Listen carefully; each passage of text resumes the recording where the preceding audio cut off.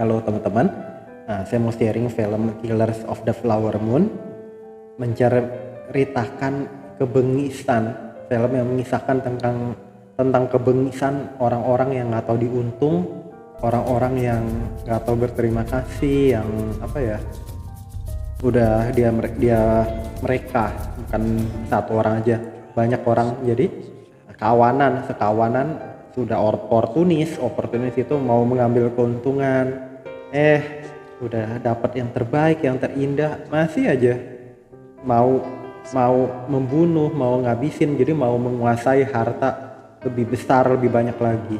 Dia nggak sadar dia pun akan meninggal nantinya.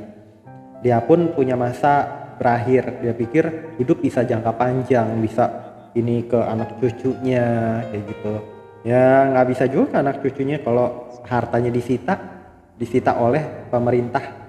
Jika nggak ada ahli waris lagi dan dia ketahuan melakukan kejahatan. Jadi ceritanya itu menggambarkan cerita Osage, suku Osage, Osage sekali ya sebutannya di Amerika tahun 1920-an. Dia suku Osage itu adalah suku yang bisa dibilang terkaya di muka bumi saat itu, karena di tanah yang dimilikinya itu mereka berhasil menemukan kandungan minyak yang besar di zamannya itu, sehingga orang pada berduyun-duyun ke situ, dan ya terjadilah ada pembauran melalui perkawinan. Ada juga yang orang kulit putih ya, misalnya yang juga ada lahan di situ atau ya berkenalan, jadi punya hubungan kekerabatan dengan suku Osage dan mendapatkan keuntungan juga, atau ya salah satunya banyak dari pernikahan kayak gitu. Dan fatalnya banyak suku Osage itu yang dibunuh dengan sengaja oleh orang yang tadinya mencintainya, orang yang tadinya berpura-pura menjadi teman, yang orang-orang mau baik kayak gitu. Padahal setelah dibunuh dan dia telah kenal dekat, dia telah tahu keadaannya, hartanya diambil. Ini bukan harta perhiasan kayak gitu pun, tapi warisan itu sampai ke besar deh, warisan besar. Dia nggak peduli anaknya nggak punya ibu, anaknya nggak punya bapak kayak gitu kan. Jadi yang pembunuhnya itu, yang dia tahu hanya uang. Intrik-intrik itu dimulai dari pura-pura baik, pura-pura malaikat, pura-pura ini deh,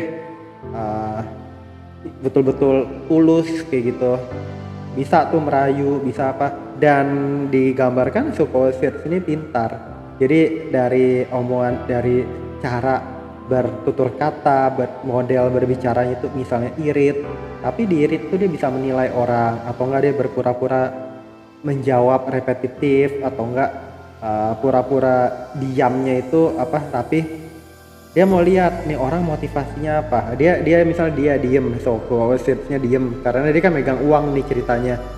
Dia lawan itu misalnya bawel, kayak burung cicit apa burung apa, udah tahuan. Atau enggak dari intelektual, misalnya intelektualnya itu berkurang, saat dia didiemin gitu, dia mulai berbicara, dan atau enggak ditanya jawab, dia tuh seperti nggak jelas, kata-katanya itu bukan nggak jelas gimana, ngaco, jawabannya ngaco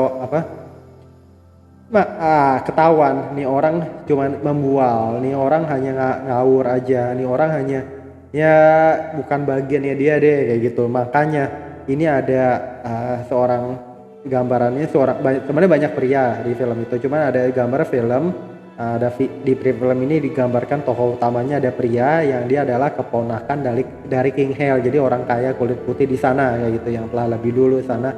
Dia ponakannya, dia dibilang sama ini, coba kamu misalnya paman itu ngarahin, misalnya kalau kamu bagus, kalau bisa deketin wanita Indian di sana, suku Osage sini.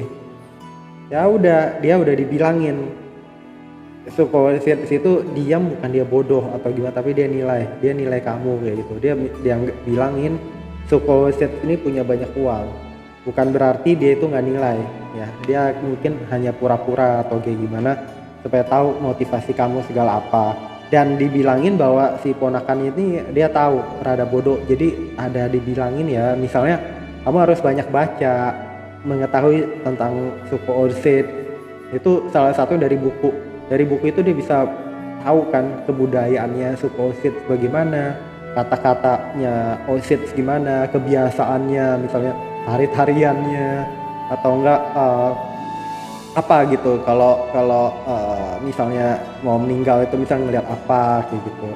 Dan dia tuh bilang ya banyak ngelihat, banyak mendengar, banyak bertanya, kalau nggak tahu gimana lah naturalnya itu bagaimana. Kamu jadi harus bisa dianggap nggak dianggap bodoh kayak gitu. Bener, misalnya dia nih ada deketin seorang cewek kayak gitulah, suka Osset cantik digambarin film kayak gitu.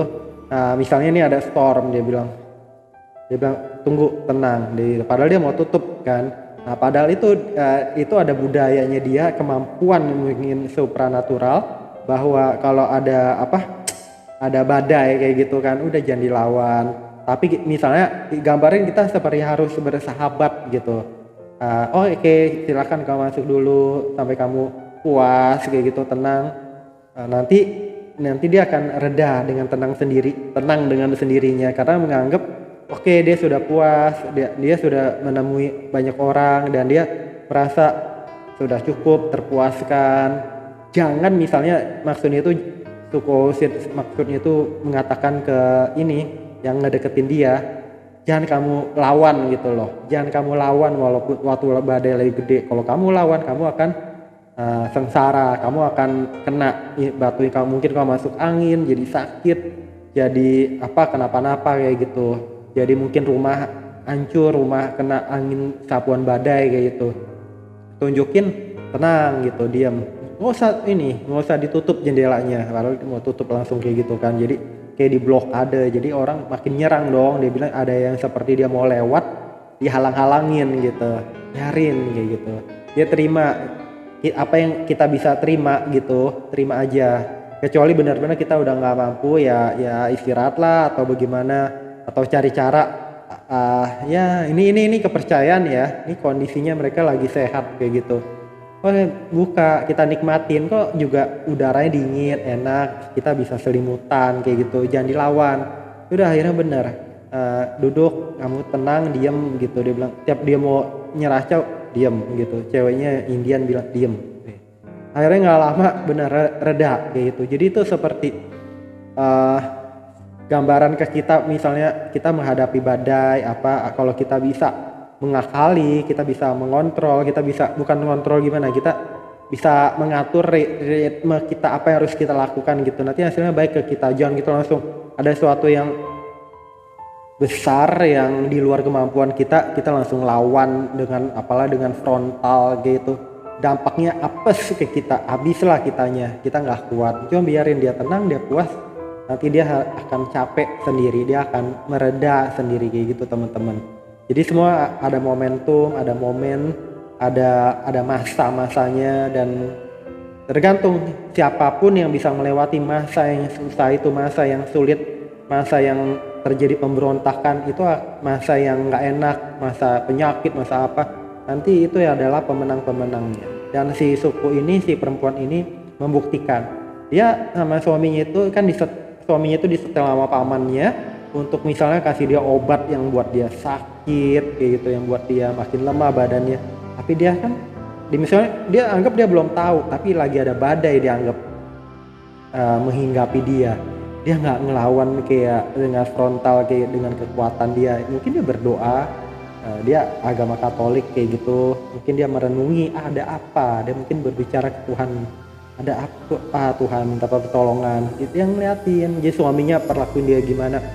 Akhirnya yang terjadi, dia pun juga ikut melapor misalnya ke Washington kayak gitu kan, ke pemerintah ini, bahwa terjadi pembunuhan yang tidak terselesaikan hasilnya dengan baik. Jadi ada patut dicurigai ada suatu masalah kayak gitu kan.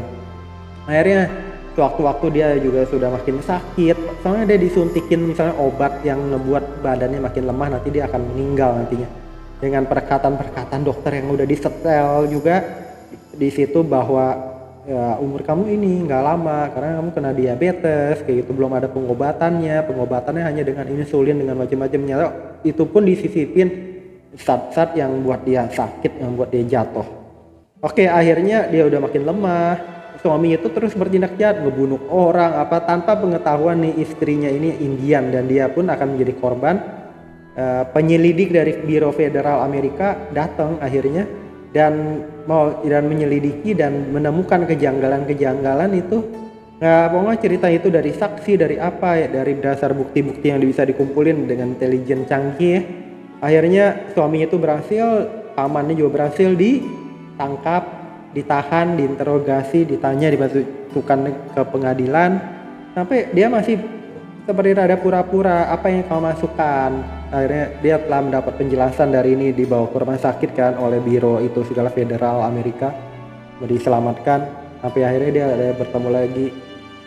Katanya kan dia mencintai itu perempuan, tapi dia cuma nanya, apa yang kau masukkan, obat apa yang kau masukkan ke tubuh saya sehingga saya menjadi lemah saat itu. Dan dia saat ini sudah menjadi bugar, menjadi sehat kayak gitu kan.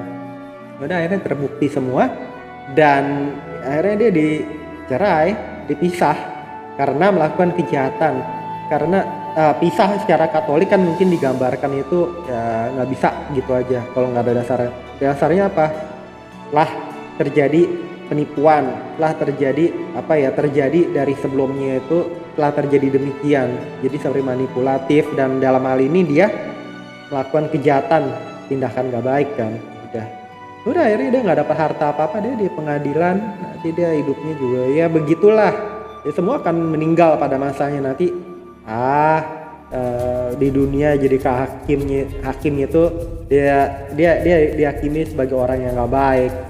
Dia dihakimi orang baik, dia ada warisan buat anak cucunya, dia meringkuk di penjara hukumannya, mungkin dia juga selamat nantinya meninggalnya nanti ya.